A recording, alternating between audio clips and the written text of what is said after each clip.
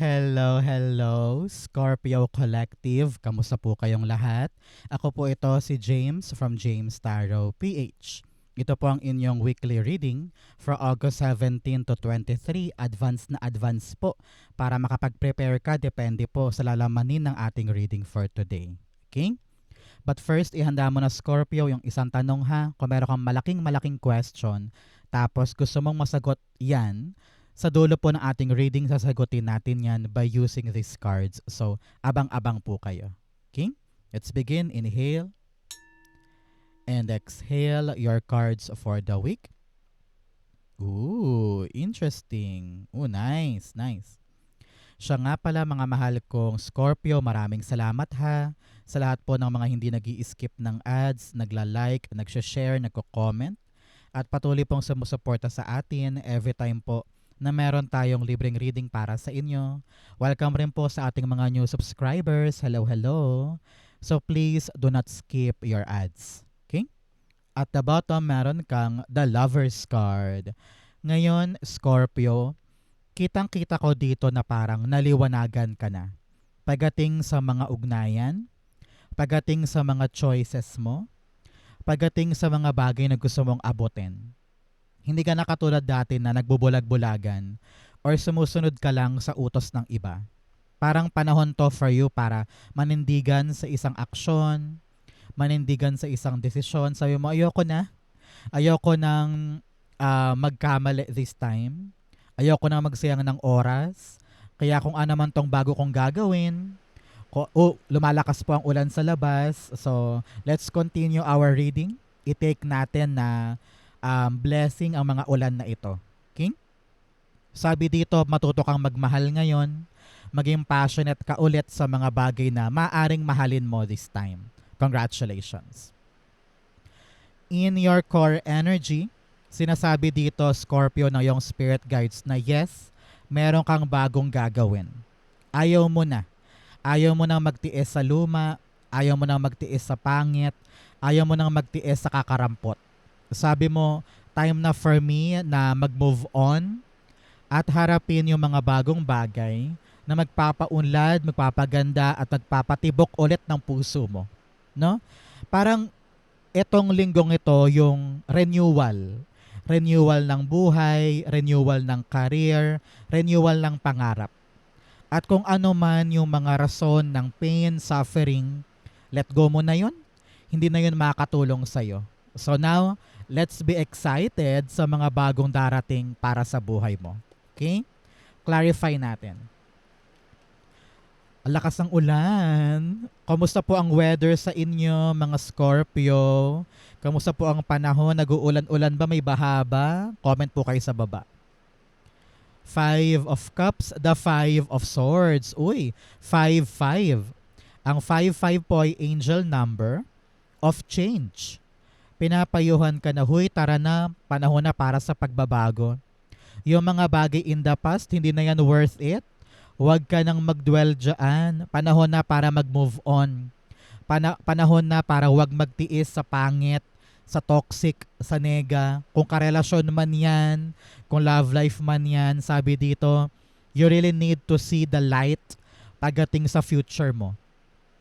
Panahon to talaga para umariba ka sa mga bagong bagay na maaring magdulot ng bagong pag-asa or bagong kinabukasan. At the bottom, meron kang the 7 of Swords. Sabi dito, if you feel betrayed, parang feeling mo niloko ka, sinaktan ka, nangaliwa sa'yo, or nagbetray sa'yo, no? Panahon na for you para tignan yung other side ng buhay. Mag-move on ka na, larga-larga ka na, panahon na for you para sa bagong pagkakataon. So be brave, kahit solo ka dyan, kahit mag-isa ka dyan, okay lang yan. Ang mahalaga, makaalis ka na at makapunta ka na sa bago. Okay? So mga Scorpio, ano po ba yung mga bagay na inaasam mo ngayon na gusto mong makuha, gusto mong malasap, gusto mong mapasakamay? I-comment mo nga yan sa baba, pag-usapan natin para magkaroon ng epektong maganda para sa'yo. Comment below, it will happen for you. Okay? In the area of what you need to focus on, meron po kayong the Three of Cups. Sabi dito, mag-focus ka sa mga bagay na meron ka. Pamilya, kaibigan, magandang trabaho, pera, ipon, negosyo. Kung ano yung meron ka, naku, i-celebrate mo daw yan. Panahon din daw to for you, Scorpio, to go out. No? Gather your friends, inuman kayo, party kayo, bakasyon kayo. Kailangan mong kumawala doon sa mga bagay na talagang nagdusa ka or nakasakit sa'yo. Isipin mo na lang, nakasurvive ako doon, nakalagpas ako doon, I have the full support of my family, my friends. So magandang bagay to, no? Sa panahon to para magsaya, maglibang, gumalaw-galaw at lumabas-labas para magkaroon ka ng kaginhawaan sa buhay. Kailangan mong i-entertain sa buhay mo ngayon yung positibong energy at maaaring ibigay yan sa'yo ng mga kaibigan mo, pamilya mo. Okay? Naku, ang lakas ng ulan. Kamusta po sa inyong lugar? Three of Cups, the Eight of Cups. Sabi dyan, Scorpio, talagang you are walking away from something na hindi na para sa'yo. At dahil doon, ma-appreciate mo naman yung mga bagay na meron ka. Halimbawa, iniwan ka ng lover mo, iniwan ka ng karelasyon mo, mas ma-appreciate mo ngayon yung pamilya or mga kaibigan o yung mga anak, no? So, kung ano man yung aalis, kung ano man yung mawawala, kung ano man yung lilipas, okay lang yun. Ang mahalaga, meron ka pa rin ng mga bagay na dapat ipagbunyi.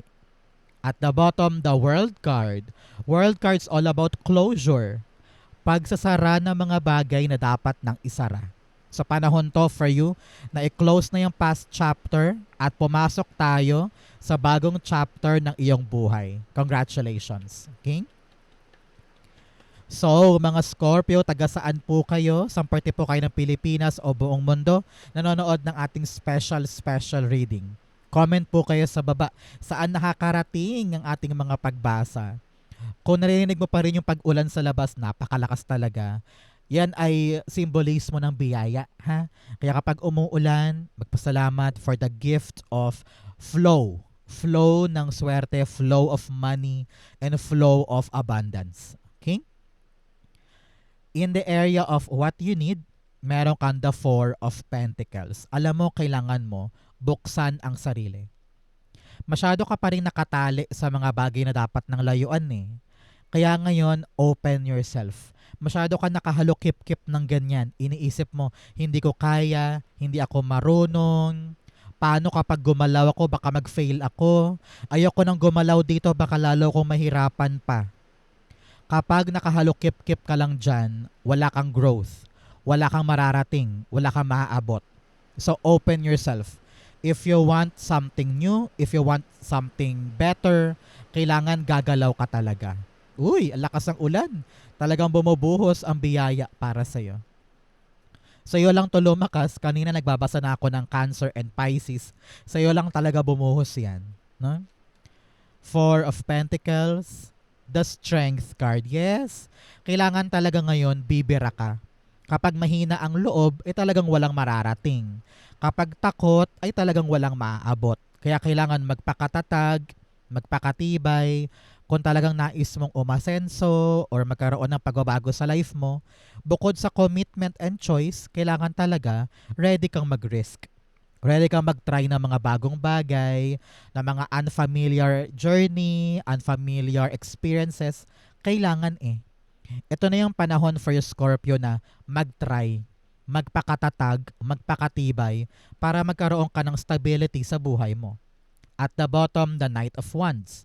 Kung meron man daw pong darating sa'yo ngayon na magandang balita na parang sinasabi, okay Scorpio, may chance ka ngayon para mag-apply. Sabi mo, ay, ayoko, Maynila yun, nakakatakot. Baka makasabayan ko dun mga university graduate. Ayoko na. Ayan, kinukulong mo na naman ang sarili mo sa mga takot. Takot kang gumalaw. Pero kung sabi mo, sige, try lang natin. Bubuksan ko sarili ko doon. Magpapakatapang ako, magpapakatibay ako. Maaaring masungkit mo. 'Di ba? So, if you want to win, if you want na umalago ang buhay, you have to fight and take on the challenge because you have what it takes. Okay? Maganda yan. In the area of what's affecting your current energy, meron kang the Seven of Pentacles. You have been waiting for something for so long, pero parang walang pinatunguhan. At nag-isip ka na parang, yan na yun? Hanggang kailan ba to? Parang, am I waiting for nothing? Naghihintay ba ako sa wala? Ako ba'y nagsasayang ng oras para sa wala? Ginawa ko na ang lahat. I've given my all. Yung attention ko, yung power ko, yung pera ko, binigay ko na. Yung love ko, binigay ko na. Pero parang, it seems like I'm not contented. Hindi ako masaya, hindi ako maligaya, hindi ako satisfied sa mga nangyayari. So kung talagang yung hinihintay mong bunga ay wala talaga, kahit anong hintay, kahit anong gawa, kahit anong sipag mo ay wala pa din, it's time na for you to let go. It's time na for you to chase new things. Hindi worth it ang sakripisyo dyan. Hindi worth it ang pagod dyan. Halimbawa, meron kang work, naghihintay ka na ma-regular ka, 3 months na. Wala ka pa rin kontrata, wala ka pa rin regular job, wala kang benefits. Parang sinasabi mo, worth it ba to? Worth it ba yung laban ko dito? Na nagtsatsaga ako pero parang wala naman ako mararating dito? No? Sa panahon na to na for you, Scorpio, to pivot. Pivot your focus sa mga bagong bagay na doon ka maaaring magtagumpay.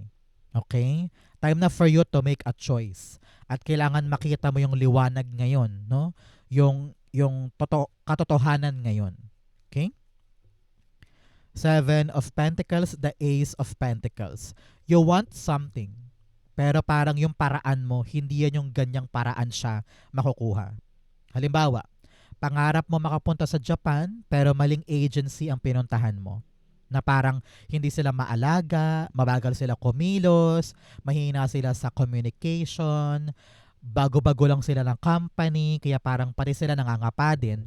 Kaya parang, uy, lipat tayo sa ibang agency, lipat tayo sa ibang kumpanya.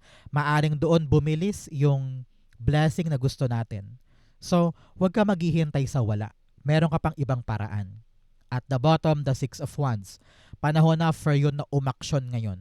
Kung talagang nais mo makuha tong biyayang ito, pero ngayon parang napakalabo, yung hinihintay mo na proseso, parang walang pinapatunguhan, time na for you to evacuate or to change plans, to change the course of action para makatuloy ka sa pinaka-effective na paraan para masungkit to. Okay? Importante yan sa'yo this time.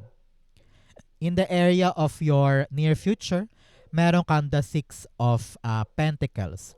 You have 6, 6, and 6 here. Huwag kang matakot, huwag kang matakot. 6 din si lovers.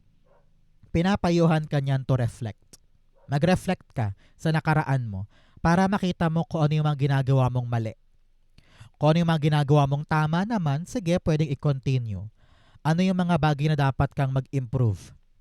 Ano yung mga bagay na dapat mo nang bitawan? So mag-reflect ka sa mga nakaraan mo for the past 6 months. Ano yung hindi gumagana, bitawan ko na nga. Ano yung mga asungot lang, bitawan ko na din. Kailangan mong linisin yung buhay mo ngayon para ma-figure out mo kung saan ka nakatayo ngayon at kung anong direction ka dapat pumunta. Okay? Kapag nakapag-reflect ka, dyan liliwanag ang isip mo. Pati yung tatahakin mo sa yung tadhana. Here, in the Six of Pentacles, pinapayuhan ka to really make sure that you are investing on the right people, on the right dream, on the right endeavor. Ramdam ko dito na kung ano yung malabo ngayon liliwanag na parang ay, hindi pala siya totoong kaibigan, ay hindi pala siya totoong in love sa akin, ay hindi pala to yung pangarap kong trabaho talaga. So, kung ano yung clarity with the effort na ginagawa mo, lilinisin mo yan ngayon na parang, okay, bitawan ko na yung friend na yan, hindi pala kami swak, hindi pala kami for each other as friendship, no? So, kung saan ka talaga mag-grow, doon ka maglalaan. Example din, ngayon na-realize mong ayoko nang magpatuloy pa bilang nurse sa private hospital. I want now na makapag-Canada. So kung ano yung naisip mong effort na alam mong dapat mong makuha, doon ka maglalaan ng love, ng affection, ng time. Okay? The Six of Pentacles, clarify natin. You have the Ten of Wands. Okay. Sabi dito parang pipiliin mo kung saan ka ba talaga dapat magpakapagod. Narinig ko yung phrase na sabi mo, kung magpapakapagod lang din naman ako, dito na lang. Kung saan ako merong mapapala. Parang ganun eh. You will tell that to yourself soon. Ang tabayanan mo 6 weeks or 6 months after watching this video, mag-evaluate ka na parang, bakit ko ba pinaghihirapan to? Bakit ba ako nagtitiis dito? Bakit ba pinapasan ko to lahat? You are now questioning your effort and questioning kung bakit ba hinahayaan ko tong mangyari. Parang ganon. At the bottom, the Tower card. Things will change. Yung paglinaw na yan, yung pag-evaluate mo na yan, papaliwanagin yan yung vision mo sa buhay. Na parang all along, bakit ko hinahayaang mangyari to? All along, bakit ko hinahayaan na ako yung pumasan, ako yung responsable dito, ang bigat-bigat. Natututo ka na, nagmamature ka na. At yung maturity na yan, magdudulot sa'yo ng pagbabago na maganda. Okay? Congrats, relax. This time will come, pero sa future pa. Okay? In your challenge, meron kang the Strength card. Kung ano yung dapat mong gawin, siya din ang yung challenge. Kasi baka mamaya bumitaw ka na lang basta-basta.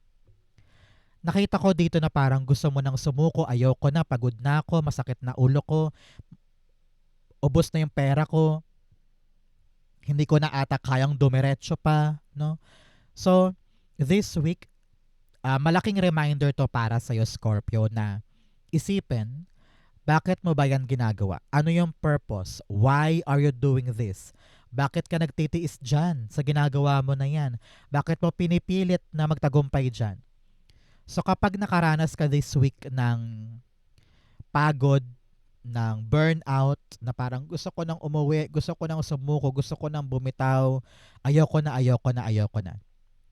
Pagkatiwalaan mo sarili mo sa kung ano man tong bago mong gagawin, kung ano man tong bago mong tatahakin. At kailangan magpakatibay ka because you cannot stop now. You cannot waste the opportunity now. Kasi ramdam ko maraming umaasa sa'yo. Maraming nakadepende sa'yo. Kaya kung ano man tong pagbabagong dapat mong yakapin, kung ano man tong iiwanan mong dapat nang iwanan, kailangan magpakatatag ka sa transition na yon. No? Pumapasok ka ngayon sa isang matinding transition, walking away from something that is not yours, and you are now entering something new na medyo may kaba, may takot, may alinlangan, kaya kailangan magpakatatag. Okay? Kayang-kaya mo yan. Clarify natin. Strength card. The Strength card, you have, tumilapon, marami sila.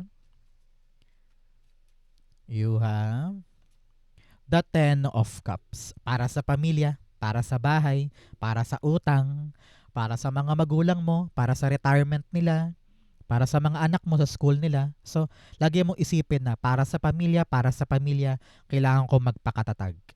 At the bottom, the Ace of Cups. Puso. Mahal mo yan eh. Pagod ka lang. Yan. Gusto mo yan eh. Nahihirapan ka lang. So, kailangan idiretso. Value what you feel. Honor your love. Honor your affection. Kung sino man yung pamilya mo, sa kanila ka lumapit. Kung sino yung loved ones mo, sa kanila ka humugot ng lakas para magpatuloy. Okay? In your fortune, meron kang the Six of Wands. Naku, sabi dito, nasa spotlight ka. Ikaw naman ang iilawan ni universe. Kaya makukuha mo tong bagong bagay na ito dahil deserve mo daw tong makuha ngayon. Halimbawa, malungkot ka dahil natanggal ka sa isang trabaho, pero bigla may tumawag dahil meron nakapansin ng iyong galing. Meron nangamusta, sabi Scorpio, kamusta ka na? Do you mind na pumunta sa amin para ikaw naman mag-manage nito or subukan tong sideline na ito? Merong pipili sa'yo. Meron kang malaking opportunity na sa'yo lang ibibigay. Kaya grab it, take it, do not be afraid to do this because this is something that you need to take into consideration. Malaki ang chance mo manalo dito, magwagi dito, kaya maging matapang. Okay? Clarify natin, you have The Star card. Uy, wish fulfilled ito. Ramdam ko na dinasal mo yan. Ramdam ko na hiniling mo to kaya magkaroon ka na lakas ng loob na i-fulfill ito. Kapag sa'yo binigay, gawin mo lahat na makakaya mo para maabot siya. Kumbaga narinig ko, it's now or never. Kaya magpakatapang, gawin ang makakaya, believe sa sarili. Alam ko maraming pressure sa paligid pero kailangan takpan ng tenga, huwag makinig sa mga nega, ituloy yan. At the bottom, the Queen of Pentacles. Para po ito sa paglago ng iyong pera, paglago ng iyong negosyo o paglago ng iyong career. Malaki ang potential mo to make it big. Kaya kung ikaw ay takot sumugal porque maraming nakatingin o maraming kasabayan, walang mangyayari. Reach for your goals, reach for your dreams. Malaki ang pintuan ngayon para manalo at maging abundant for you. Okay? In the area of your divine messages, meron kang the Temperance card. Sabi dito magtiis. Napakaklaro niyan, Scorpio. Pagtiisan mo tong transition na ito, marami ka pang dapat buting-tingin, marami kang dapat asikasuhin. Hindi pwede ngayon yung mabilis kang mapikon, mabilis kang panghinaan, or mabilis kang mairita. No? Bawal dito yung irritable. Kasi hindi to instant. Okay? Marami kang dapat daanan ng proseso, kaya daanan mo. Okay? The Temperance card, you have... Narinig ko rin dito, kalmado ka lang. Huwag ka masyadong pa-pressure. One step at a time. Yun ang kailangan mong gawin to pursue or to make things happen. Temperance card, the Two of Wands. Kailangan makita mo ng maliwanag yung destinasyon ng gagawin mong ito. Mahirap, mahaba, yung proseso talagang dapat mong lakarin. Pero kailangan may tapang ka, meron kang disiplina, meron kang lakas sa loob na sige, kung yan talaga yung dapat kong daanan, dadaanan ko. Kung yan talaga yung dapat kong gawin, gagawin ko. And with the Two of Wands, kailangan ngayon, ready kang kumawala sa comfort zone mo. Hindi pwedeng, hindi ko alam yan, hindi ko marunong yan, ayoko. Kahit hindi ka komportable, kahit bago sa iyo yan, kung alam mong dapat mo siyang gawin, gagawin mo. Pagtitiisan mo, susubukan mo. Okay? So panahon na to for you to come out of your shell, to reach to your new heights, and be brave. Okay? Outcome mo yan, bigyan mo na kita ng fortune cards. You have a hand in need of help, assistance, and guidance. Kung kailangan mo ng tulong, may darating po na tulong. You also have pineapple, reconciliation. Panahon daw to para sa pagbabate or pag-uugnayan. Kailangan you meet in the middle at magkaayos. Kung meron ka mang kaaway. Okay? You have cat, a two-faced friend. Ooh, sa isang kaibigang plastikada, let go. Bitawan mo yan. Okay? You also have bull, do not back down from opposition. Show strength and fortitude. Yes, magpakatapang, magpakatibay. Ipakita mo na kaya mo. Ipakita mo na itutulay mo yan hanggang dulo. Okay? Ang outcome ni Scorpio for August 17 to 23, the End card. Beautiful. Ikaw to, Scorpio. Ang energy ni Scorpio ay End card. Okay? Sabi dito ng yung spirit guides, napaka-powerful mo this time to really end something and begin something.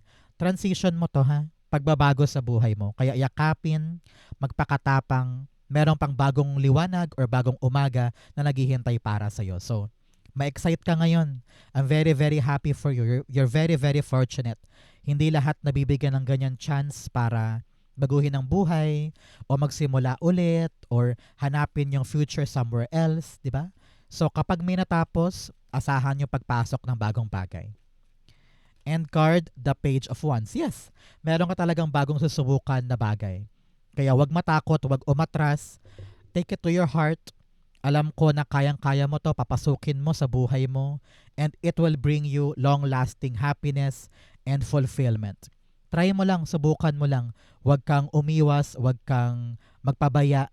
Maganda tong bagong bagay na ito. Aralin mo, be curious, be passionate. It will bring a new chapter para sa'yo. Okay? Congratulations. Scorpio, let's go na sa yung isang tanong, isang sagot. Pumikit ka na ngayon.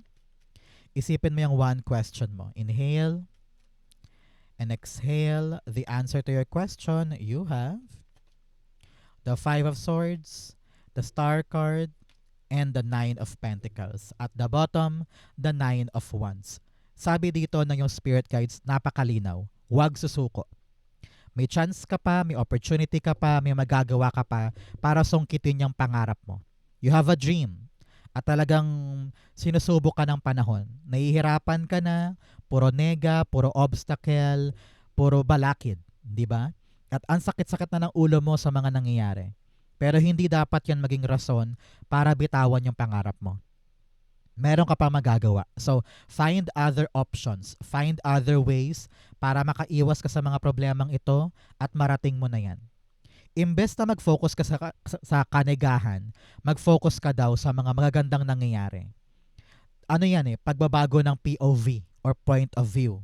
Imbes na mag-dwell ka sa mga aberya or nakakapikon na bagay, isipin mo na lang na ay, okay lang yan, parte yan ng journey. Parte yan nung pag-andar ko sa pangarap ko. So, baguhin yung mindset.